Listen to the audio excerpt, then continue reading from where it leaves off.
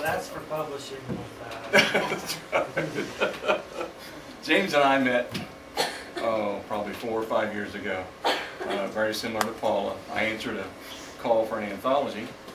My story was published, and just as kind of a quirk, I sent James an email and said, "Do you ever think about doing a crime anthology?"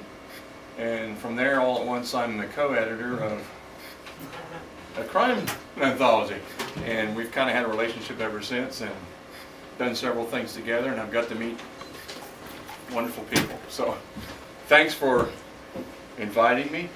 Thanks for everyone being here. This is my first signing and my first reading, so It won't be your last. so a lot of fun for me, and I appreciate everybody being here. What I'm going to read is out of the follow-up novel to my first novel. It's kind of the sequel that has different characters in it. It's called Snapped.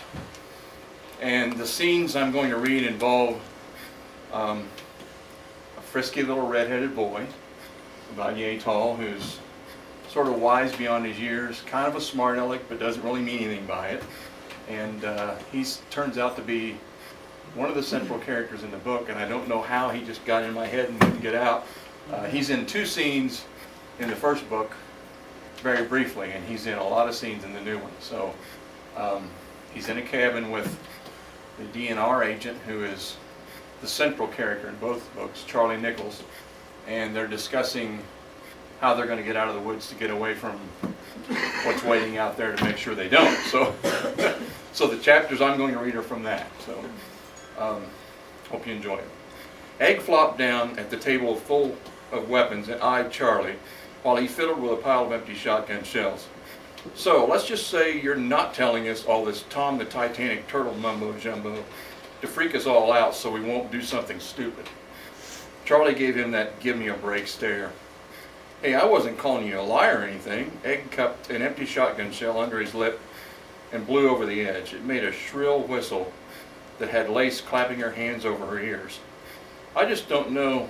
My mom does the same thing sometimes.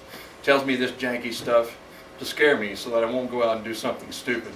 She always says it's for my own good." Charlie shuffled through a stack of papers and photos on his workbench. When he found what he was looking for, he plucked it up and held it up in front of Egg's face. "Go ahead, take a good long look. Does this look made up to you?"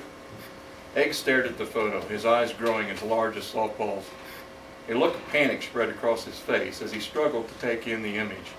A gaping, razor-sharp mouth with a beak-like upper jaw, monstrous red eyes, and huge talon-tipped feet. An alligator snapping turtle the size of a barn. It was a horribly mutated, prehistoric features dripping with blood, slime, and wads of lake moss. The shell, what there could be seen of, was jagged and cracked, stretched beyond its capacity by the horrid beast inside. "And you're saying this thing is creeping around out in the woods?" asked Egg. Charlie passed the photo over to Lace. "I have no reason to lie to either of you, and I'm not trying to scare you. I'm trying to warn you." Lace held the picture in her hand and touched the rosary in her pocket with her other hand. She suddenly felt an uncomfortable and uncontrollable urge to burst into tears. It's hideous."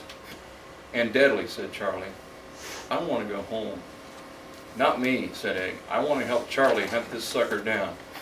He picked up a rifle and hoisted it clumsily to his shoulder. "We're going to terminate this thing with extreme prejudice, baby." Charlie snatched the weapon out of Egg's hands. "Easy, killer. That's no toy, and this is no playground."